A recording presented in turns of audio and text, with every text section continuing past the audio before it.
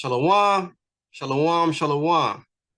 My name is Don Yvonne, my son, JP, my boy, my Avenger, right? So we're going to get into a class about profaning the Sabbath, okay? When I came into the truth, there was a lot of things being said about the Sabbath, right? Specifically, we're talking about cooking. Where is cooking at, or where is not cooking at in the scriptures on the Sabbath?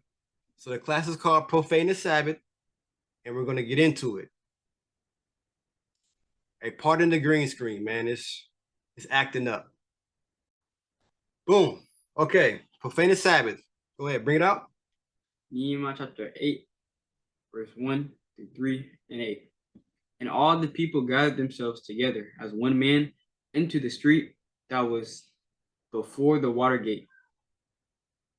And they spake unto Ezra, the scribe, to bring the book of the law of Moses, which the Lord had commanded to Israel. Right. Excuse me. So they're bringing out the law of Moses, right? More than likely, Exodus, Numbers, Leviticus, and Deuteronomy, right? These are where the laws can be found at, right? Go ahead. And Ezra, the priest, brought the law before the congregation before the congregation, both of men and women, and all that could hear with understanding upon the first day of the 7th month. Right. The blowing of trumpets, right?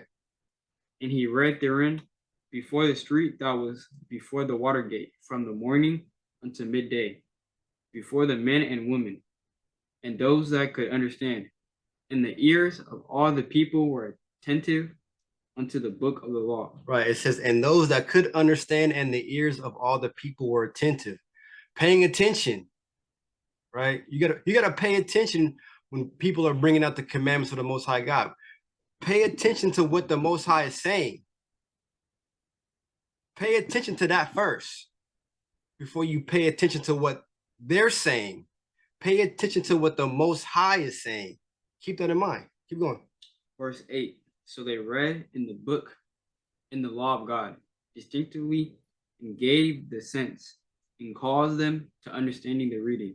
Right. So they read the book in the law, right? Distinctly. So it was clear. There was no doubt in it. This is what the Most High said, right? And gave the sense and caused them to understand the reading. So we're going to go through the scriptures, and we're going to try to give the sense. Or we are going to give the sense, Most High willing. And hopefully you understand the reading. Go ahead. Numbers 12, verse 1 through 9.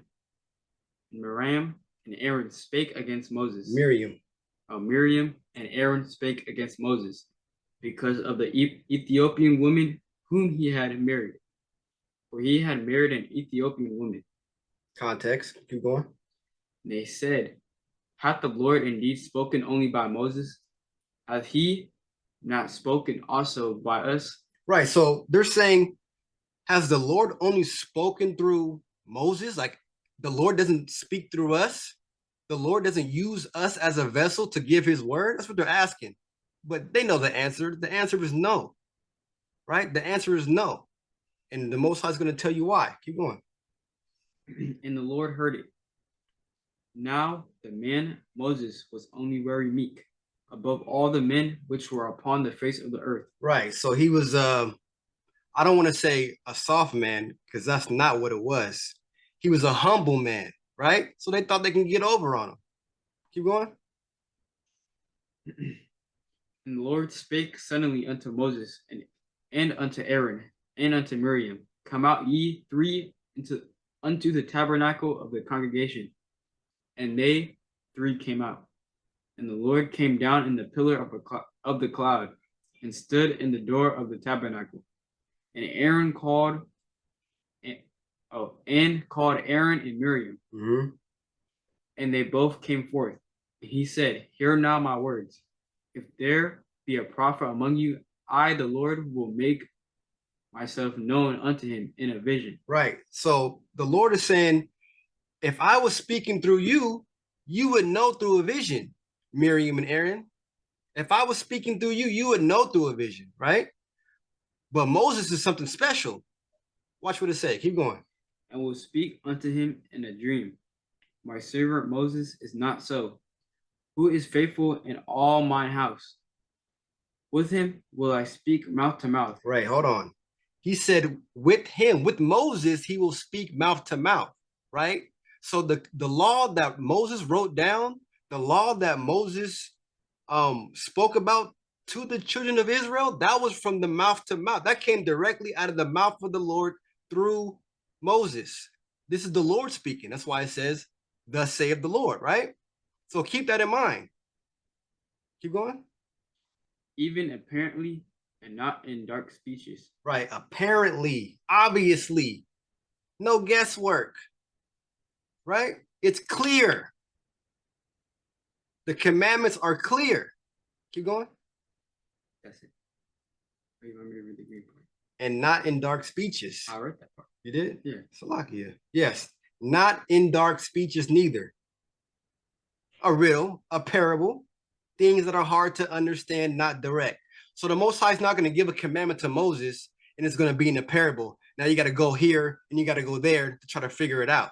That's not how the Most High is operating. He's given everything to Moses clearly. It's clear. This is what I want you to do. This is the answer. What do I do on the Shabbat? How do I keep the Shabbat? This is the answer. It's clear. You ain't got to go anywhere else looking for any other answers. Right? All right, let's move on. Oh, there was more to that. Go ahead. In the similitude, the Lord shall he behold. Wherefore then were ye not afraid to speak against my servant Moses? And the anger of the Lord was kindled against them, and he departed.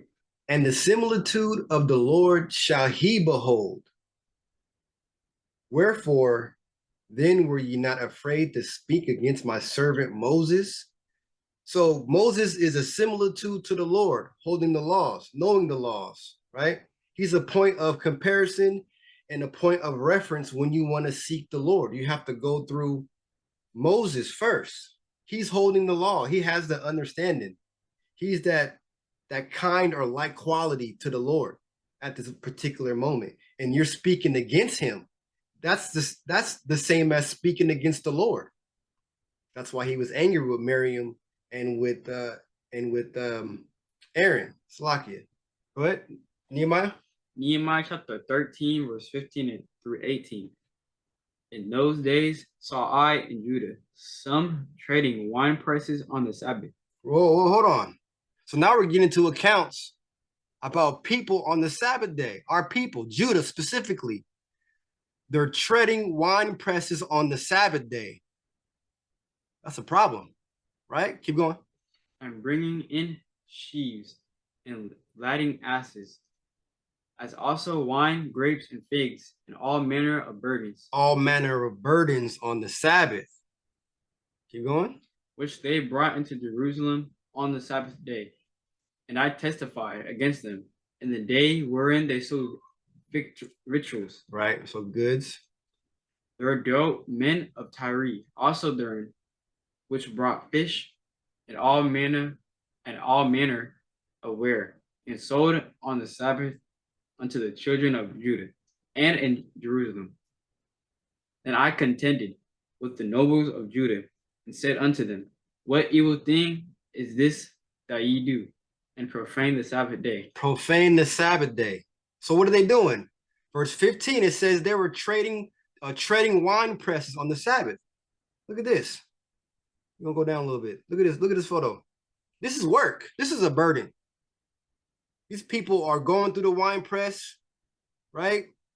Stomping the grapes out. And then they got the dude over here. He's over here putting the top on the two dudes right here, putting the top on it so you don't get flies or whatever in it, and sand and the debris in it. Then you got the donkeys right here lading the asses, bringing in more grapes. And then they got the guy at the bottom right here with the donkey. He's taking out the grapes. This is work. This is servile work. All these people more than likely work for somebody, right? This is a burden they're doing. They said, profane the Sabbath. Go ahead. I think you're on verse 18. Did not your father thus, and did not our God bring all this evil upon us and upon the city? Yet ye bring more wrath upon Israel by profaning the Sabbath. Right. So they're bringing more wrath in by profaning the Sabbath. And like he said in verse 15, treading wine presses, bringing in sheaves and lading asses or lading asses, right? All manner of burdens, profaning the Sabbath day. Let's get down here to Matthew. Matthew chapter 12, verse 1 through 8. At that time, Christ went on the Sabbath day through the corn, and his and his disciples went hungry and began to pluck the ears of corn and to eat. Hold on. So they're plucking the ears of corn and they're eating it. They're not harvesting anything. They're not gathering anything. They're only grabbing what they need to eat, right? Keep going. But when the Pharisees saw it, they said unto him, Behold, thy disciples do that which is not lawful to do upon the Sabbath day. What's not lawful to do upon the Sabbath day? To gather, to harvest, any type of burdens, right? We're going to get into that too. So the Pharisees are looking at Christ and the disciples saying, you guys are committing burdens and profaning the Sabbath day and doing that which is not lawful. But all they're doing is feeding themselves. That's it. You're just walking through, pulling it off and eating it. That's it. Go ahead.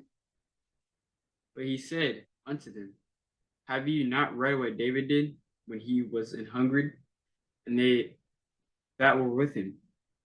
How he entered into the house of God and did eat the showbread, which was not lawful for him to eat, neither for them which were with him, but only for the priests. Only for the priests. That bread was being thrown out. That bread was no good. They were putting new bread on there that same day. Go ahead. Or have ye not read in the law how that on the Sabbath days the priests in the temple profane the Sabbath? Uh-oh. And are blameless. The priests profane the Sabbath, but are blameless. How do they do that? Look, right here. These are my words in blue. The priests work for the Lord and his people 7 days a week. Yes, they do. Let's go to the precept, Numbers 18 and 6. I got it up here. 6 and 7. Numbers chapter 18, verse 6 and 7. And I, behold, I have taken your brethren, the Levites, from among the children of Israel. To you they are given as a gift for the Lord, to do the service of the tabernacle of the congregation. It said, do the service. They're doing the work, right? They're doing a service of the tabernacle of the congregation. Keep going. Therefore thou and thy sons with thee shall keep your priest's office for everything of the altar, and within the veil, and ye shall serve. They are serving. They're doing servile work on the Sabbath, right? Keep going. I have given your priest's office unto you as a service of a gift. Right. And the stranger that cometh nigh shall be put to death. Right. You see that? That's how they profane the Sabbath. The priests are profaning the Sabbath by doing work, but are blameless because they're doing it in the name of the whole congregation and for the Lord. They're blameless. It's not that they're cooking anything. It's that they're doing a servile work. That's how they're profaning the Sabbath, but are blameless. Go ahead. Verse 6, I believe. But I say unto you that in this place is one greater than the temple. But if ye had known what this meaneth, I will have mercy and not sacrifice. Right. Only if you would believe in the word, you would live, because he wouldn't have to die for your sin. Right? If you believed in the word of the Most High God and did that, He wouldn't have to sacrifice anything. Keep going. Ye would not have condemned the guiltiness. Right. By not bearing false Oh. witness. Right? Condemn the guiltless. The guiltless. Right? Because they weren't guilty. They were just going through and grabbing off the ear. Right? All right. Let's move on. The classic. Numbers. Because there's something going on specifically, if you can tell already. Keep going. Numbers chapter 15, 32 through 36. And while the children of Israel were in the wilderness, they found a man that gathered sticks upon the Sabbath day. Right. So this man is gathering sticks on the Sabbath day. Keep going. And they that found him gathering sticks brought him unto Moses and Aaron and unto all the congregation. Mm-hmm. And they put him in a ward. Right. Because it was not declared what should be done to him. They knew what to do with him. They got the commandment before that. But keep going.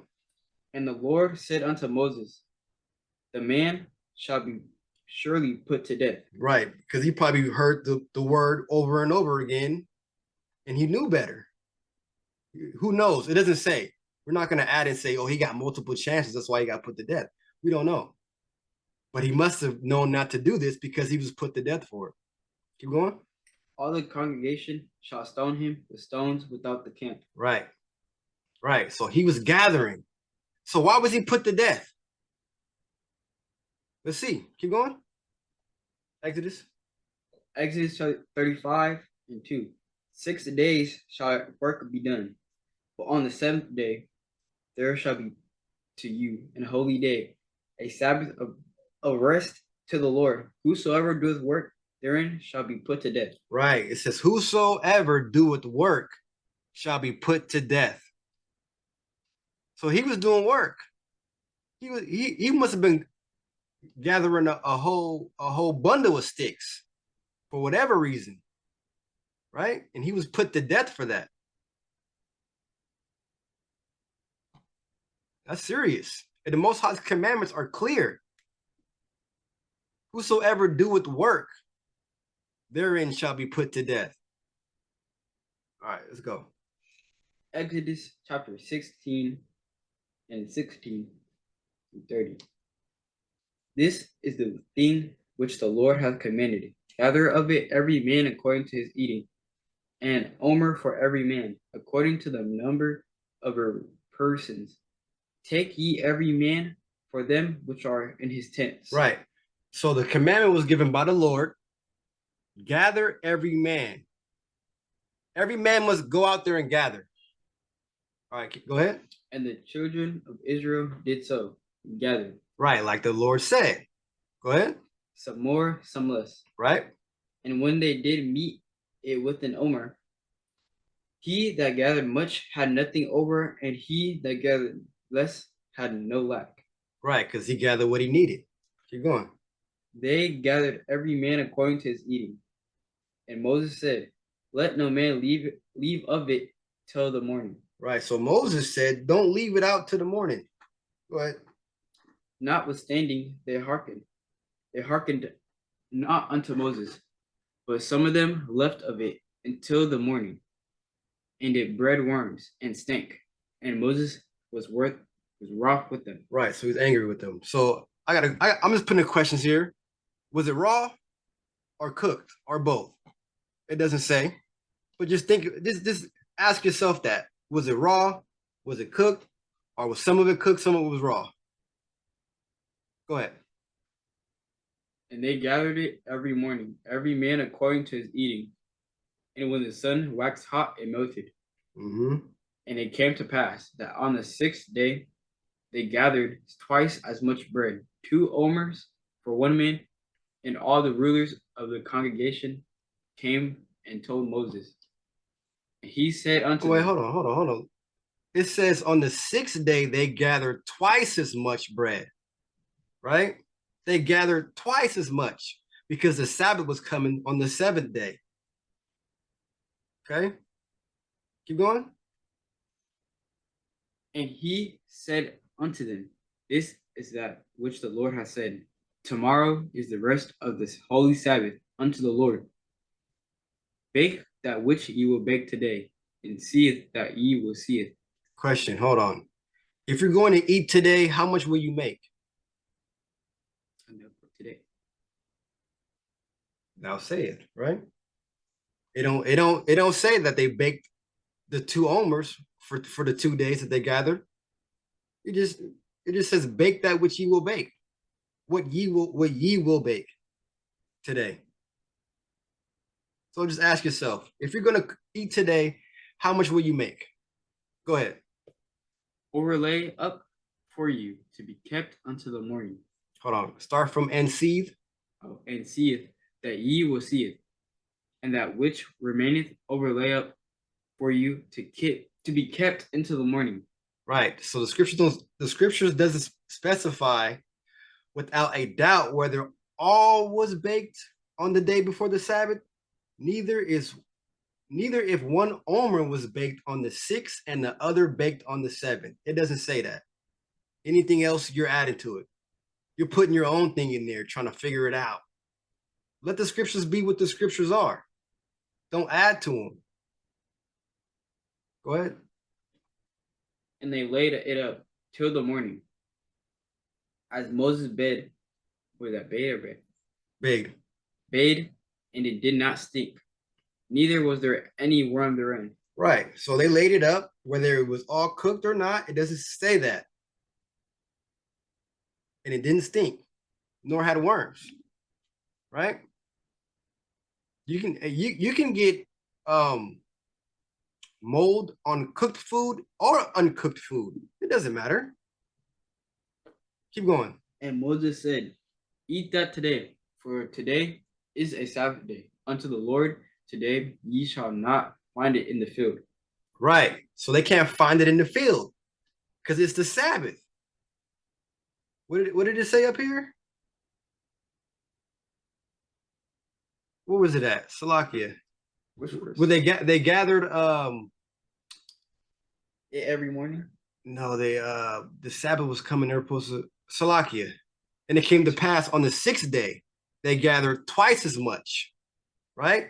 So they're gathering twice as much for a reason. The Most High gave the reason to not to do any work. Go ahead. And Moses said, eat that today, for today is a Sabbath unto the Lord. Mm-hmm. Today ye shall not find it in the field. Right. So you're not going to find it in the field. You're supposed to do your work 6 days. And on the 6th day, you have to gather double. So that way you don't have to go and gather on the 7th day. You ain't got to do the work on the 7th day. Keep going. 6 days ye shall gather it. Right. But on the 7th day, which is the Sabbath, in it there shall be none. Man, just let the scripture speak. Just let them speak. I'm talking too damn much. Just let the scripture speak. Go ahead. And it came to pass that there went out some of the people on the 7th day for to gather, and they found none. Right. They went to gather and they found none. They went out there to do the work, and the Lord saved them, put mercy on them. You know what? He's like, man, you know what? Let me test if they're gonna keep my commandments. Gather on the 6th day for 2 days, because you're not gonna find it in the field. And they still went out there and did that. And what did he say? And the You see it, the Lord, the 28th in the wrong spot. And the Lord said unto Moses, right. So this is thus saith the Lord. Go ahead. How long refuse ye to keep my commandments and my laws? Right. So the Lord is mad right after they went out to do what? To gather, and they found none. And he's asking, how long you refuse to keep my commandments? What are the commandments? I'm about to get into it. Go ahead. See, for that the Lord hath given you the Sabbath. Therefore he giveth you on the 6th day the bread of 2 days. Man, there it is.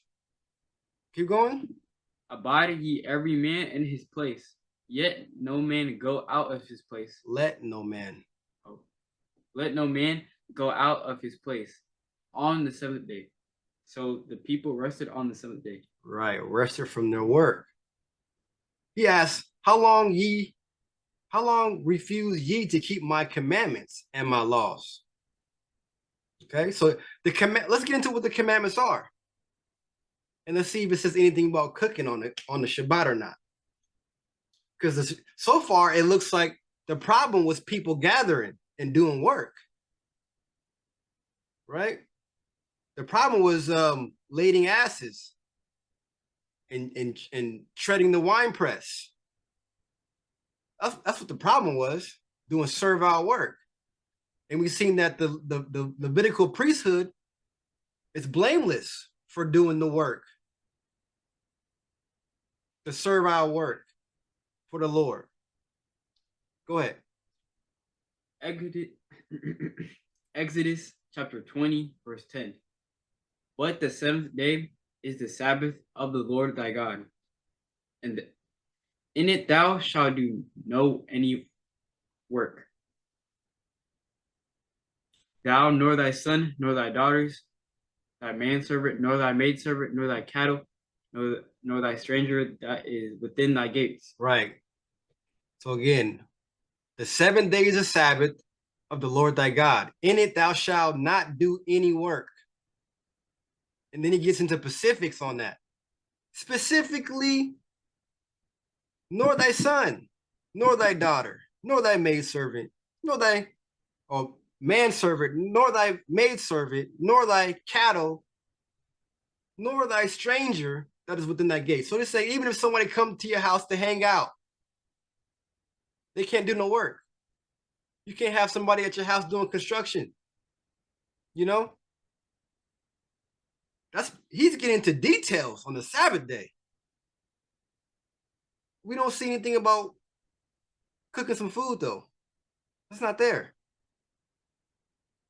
You can get up and cook you some food. You don't need your maid servant to cook you something. You can get up and cook something. You know, that's a rest. That's the maid servant's work. Give the maid servant a rest.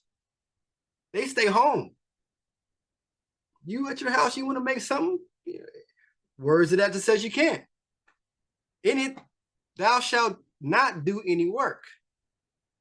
Oh well, hey, cooking is work. Some people say cooking is work. Well, we're gonna get into that. We're gonna see what we're talking about. Go ahead. Verse 11.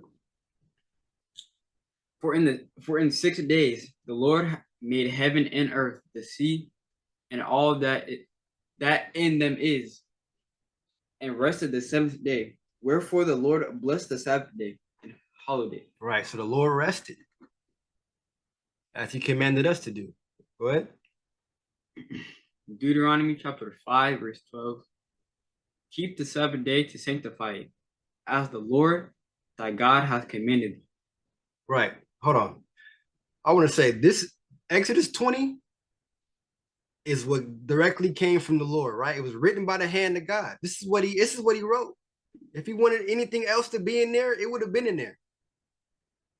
It would have been there, right? Deuteronomy 5 is just the second entry or the second reiteration of that. Go ahead.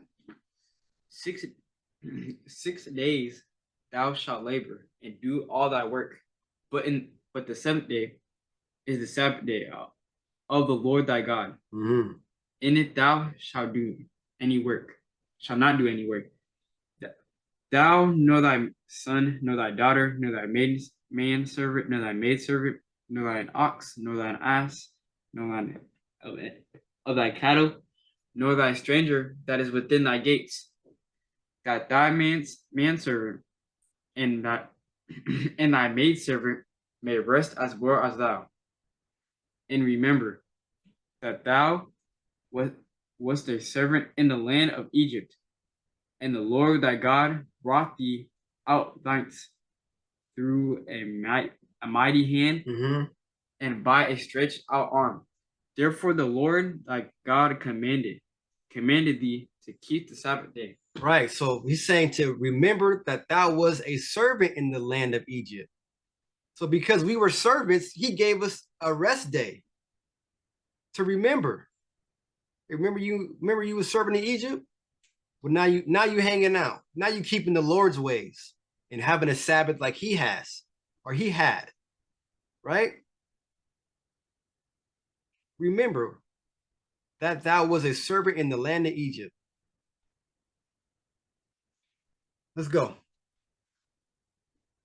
Exodus 12 and 15. Oh, hold on. Before we even get there, this is a notable mention right here. This is a notable mention right here because, like I said, some people say cooking is doing the work, right? Oh, if you're cooking for yourself, that's work right there. I've never felt like feeding myself or my kids was work. Some people won't even let their kids make a couple noodles on the Sabbath because that's kindling a fire. Or you can't have no hot food. Where's that at? We didn't read nothing even close to that. So let's get this Exodus 12. Exodus 12 and 15. 7 days shall ye eat unleavened bread. Even the first day ye shall put away leaven out of your houses. Right. So we know this is talking about Passover and the Feast of Unleavened Bread, but we want to focus on the days because remember, the Sabbath is counted 6 days of work. On the seventh day, you rest. That's what we're worrying about. 6 days of work. On the seventh day is the Sabbath, right? Keep going. For whosoever eateth leavened bread from the first day until the seventh day, that soul shall be cut off from Israel. Okay, keep going. And in the first day there shall be an holy Convocation. convocation. And in the seventh day there shall be an holy convocation to you. No manner of work shall be done in them. Right. So no manner of work shall be done in them, just like the Sabbath, right? This is specific to Passover. So he's saying day one, you're not going to do any work. Day seven, you're not going to do any work. Okay. What does it say right there in green? Save that which every man must eat, that only may be done for you. Right. So the question is, did the Sabbath end after the Lord established it in Genesis? Does Genesis have law principles found in Exodus and Leviticus? I think about this, man. Think about this. If cooking for yourself was evil or going against the laws and statutes and commandments, would the Lord say it's okay to do it on the seventh day? Like, would he give that to you? Would he say you can do it this seventh day, but you can't do it any other 7 days or any other Sabbath days? What sense would that make? But that's me speaking, right? It says here, say that which every man must eat, that only may be done of you. Go ahead. Deuteronomy chapter 4, verse 1 through 2. Now therefore hearken, O Israel, unto the statutes and unto the judgments which I teach you, for to do them, that ye may live, and go in and possess the land which the Lord God of your fathers giveth you.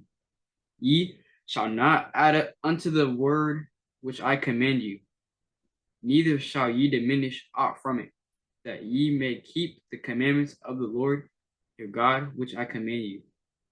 Right. Verse 2 says, ye shall not add unto the word which I command you. So you can't add more stipulations onto the Sabbath if it doesn't say that. You can't take from Exodus 35 and 3 to kindle no fire throughout your habitations and then just say that means cooking. Right? You can't do that. You're adding to the law. Go ahead, read it just for the sake of it. Because people are going to ask, well, why didn't you bring out that scripture? Go ahead.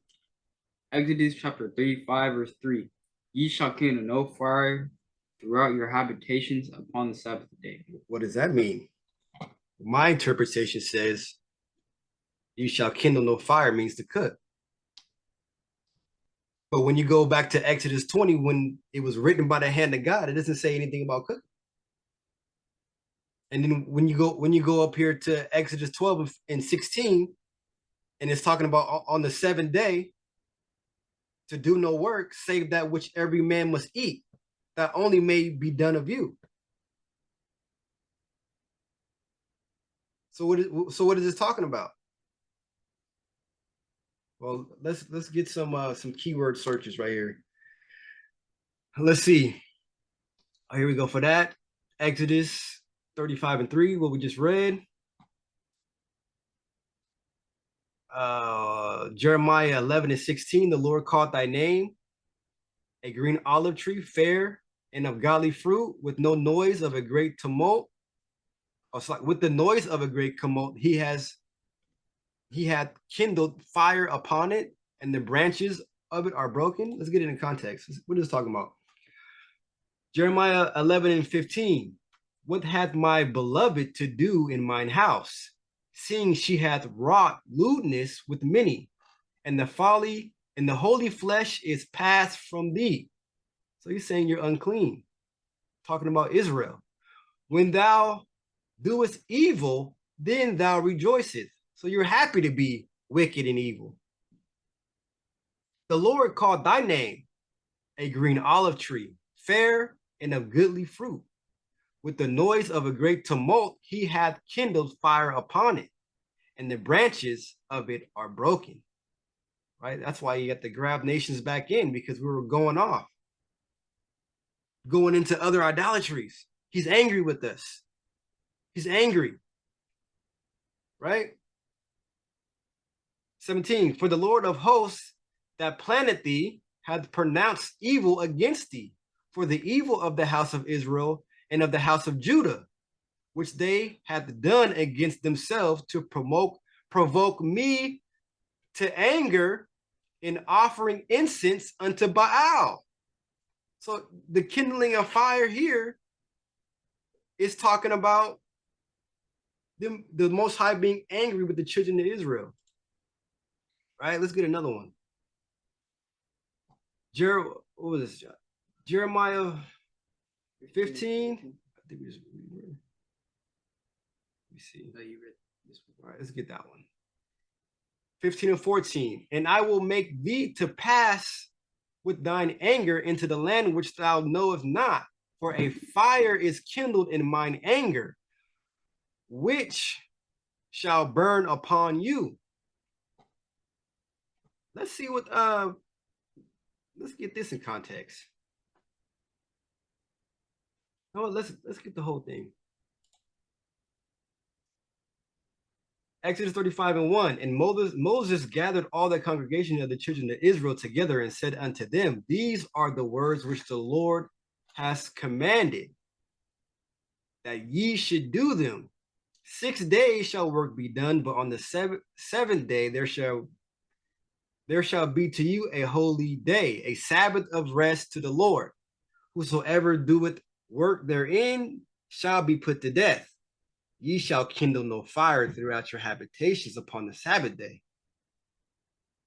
So when I see this, and I read the two other precepts, this is what I'm getting from this. Ye shall not anger the Lord throughout your habitations on the Sabbath day. Ye shall not anger the Lord throughout your habitations on the Sabbath day. Kindle a fire means angering the Lord. Because what did they do? They went out and gathered anyway. We read that. They went out and gathered anyway. And that made him mad, right? And he asked, when are you going to keep my laws and commandments that I commanded you? That's why the man was put to death. He kindled a fire against the Most High God. It's that simple. The commandments are not hard to understand. They're right there in front of you. The Most High gave one commandment or one stipulation, not to do any work, to keep it holy. Right? All right. With that, we say shalom until next time. Shalom.